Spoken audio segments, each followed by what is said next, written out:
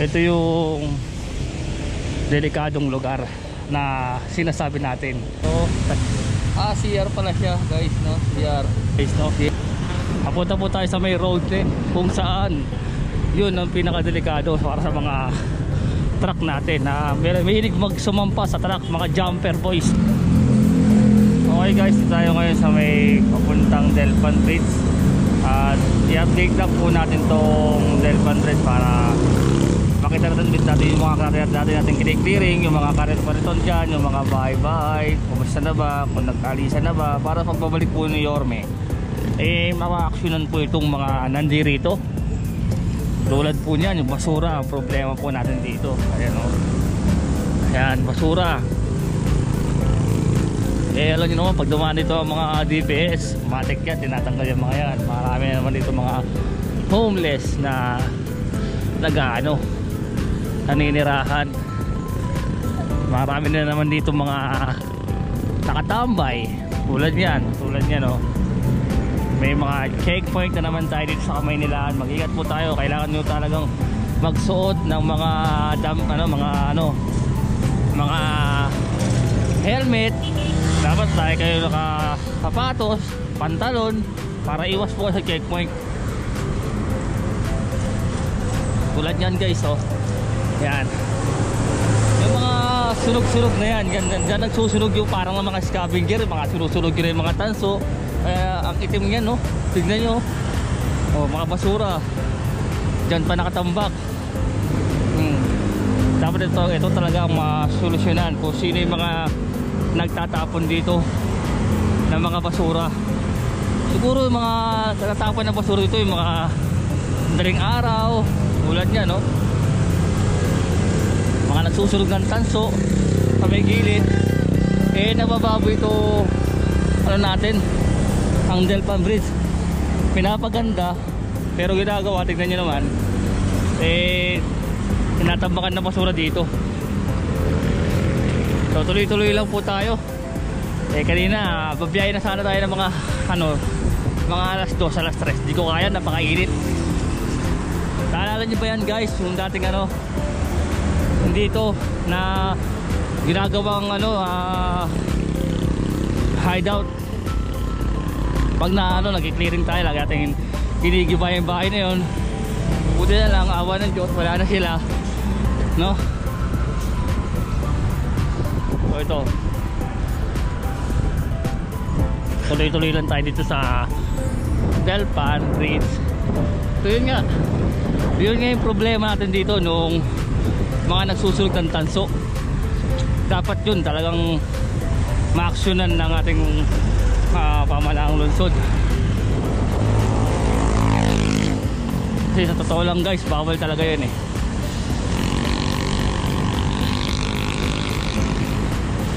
Tapos yung mga scavenger, dapat sana yung mga natin, tawag dito, yung mga nanguhuli ng mga bata, baka parang hindi sila inuhuli eh. Kulay, nagtayo naman ng bahay dito, kariton yan, no? Kasi yan, pag di mo yan sinita, automatic yan, dumadami yan, parang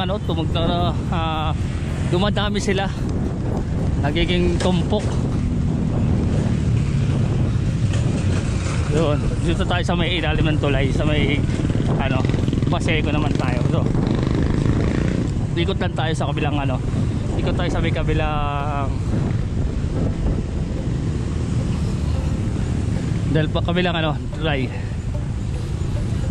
Ano ba yung yung nagre-rescue tayo, ano ba tawag doon, mga kasama natin doon?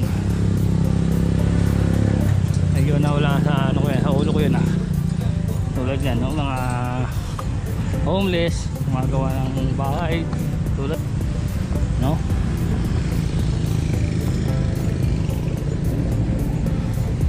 Dito naman tayo guys sa may ilalim po ng tulay. Ayan, no? Ayan. Pag nagbalik na tayo sa sa clearing operation, sigurado clearing na naman yung mga nakatira dito. So ito, update lang po natin yung nangyayari dito ngayon. So ito, yun, ito yung delikadong lugar na sinasabi natin sa gabi. Naalala nyo ba dati, ito ay napakaraming natutulog dyan, nakatira. Hanggang ngayon pa naman may natutulog pa lang dun, no? Hindi natin alam kung anong meron dito. Bakit meron ditong bahay na ganyan. Hindi natin pakasuro ito ay CR, no? Na tinayuan. Maaari. Gusto ko man siyang silipin mabilis. Sige. Kasi nakabisikleta tayo guys eh. Tignan natin to. Mabilis lang naman eh. Bitbitin natin tong bisikleta. Baka mamaya eh makuha yung bisikleta natin. Pasilip ko lang sa inyo to guys. Yung mga ito. CR pala siya guys, no? CR pala yan. Okay, CR pala yun guys, no? So ito, lalayo na tayo dito guys. CR pala yun. CR pala. Tinayuan. Para sa mga gusto mag CR, dyan na sila dumudumi, dyan na sila humihihi. Tagalo, hindi naman mabaho, no? Okay.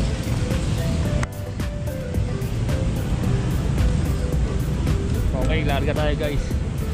Ikot tayo ulit dito.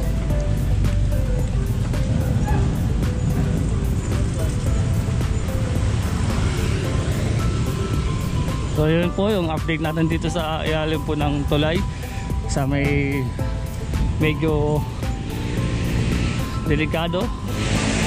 So ito, pinapayagan po ba itong parkingan tong lugar na to? Dito sila nagpaparada. Siguro pag nagbalik si ating Mayor Isko Moreno, ma-action to. So parang disgrasya to. So dito tayo sa kabilang Delpan. Kanina nasa tawid tayo, umikot lang po tayo guys, no? Papunta po tayo sa may road kung saan yun ang pinakadelikado para sa mga truck natin na may hilig magsumampa sa truck, mga jumper boys, no? Yun yung mga dapat talaga ma-actionan, yung mga sumasampa sa truck, ninanakaw yung mga bakal, ninanakaw yung mga gamit ng ng truck, pati yung yung baterya, kinukuha nila. So dapat yun ang ating ma-actionan, yung sa road 10 na yun, dahil pinaka delikado yun. Dapat ang ma-actionan ng ating pamalang lungsod ngayon sa ating na July. Sigurado matatahimik na ang ating lungsod dahil sa pagbabalik ng ating Yorme Isko Moreno. So ito, no? So punta tayo sa may guys, punta tayo sa may road 10. Silipin natin ano mayroon doon. Ito talaga yung problema. Napanood nyo naman siguro yung ating pag-vlog sa may road 10 na sumasampa sila sa truck.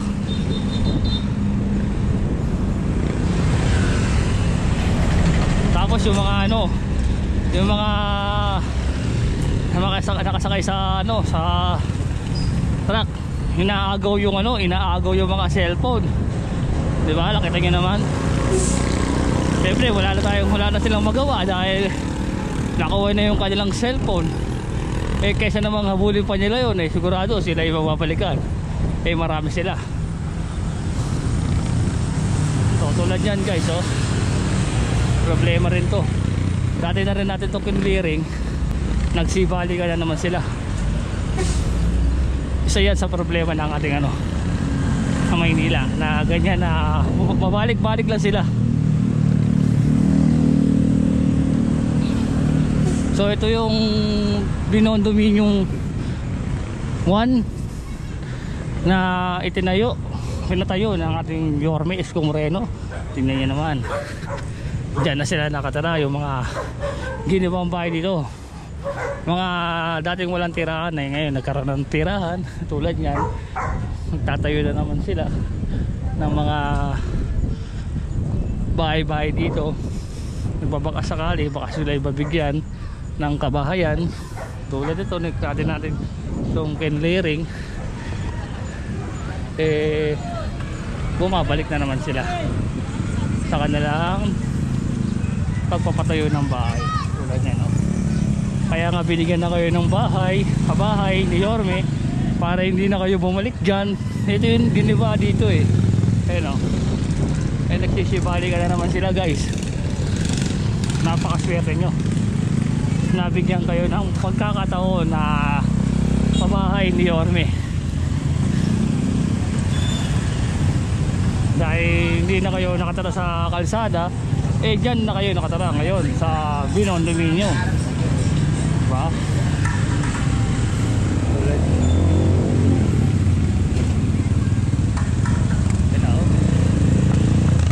Okay, yun lang guys. Yun lang ang sinasabi ko sa inyo, na kapag babalik ni Yorme, maraming magbabago. Gaganda muli ang Maynila. Dahil yan ang pangako ni Yorme, gaganda muli ang ating lungsod ng Maynila. Hindi na ito magkakaroon ng maraming basura. Dahil katulad yan, gantong oras eh basura pa rin. Ibig sabihin hindi nakukuha na sa tabang, hindi na nakukuha na yan. Anong nangyayari, diba? Kaya dapat talaga mabuti na lamang bumalik ng ating Yorme Isko Moreno. So dito na po tayo sa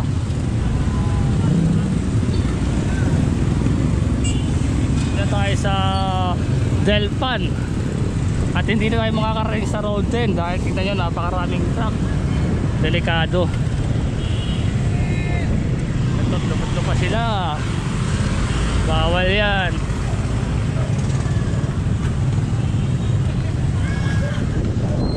Okay, dire-diretso lang.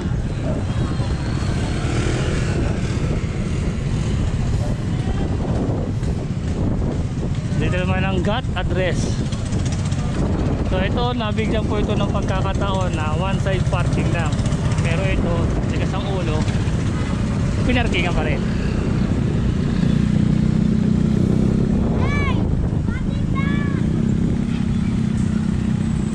Okay guys, salamat sa panonood at mabuhay ang ating lungsod ng Maynila.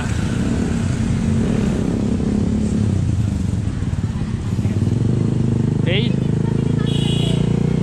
tulad nga sinasabi ng ating Yorme, Manila, God first.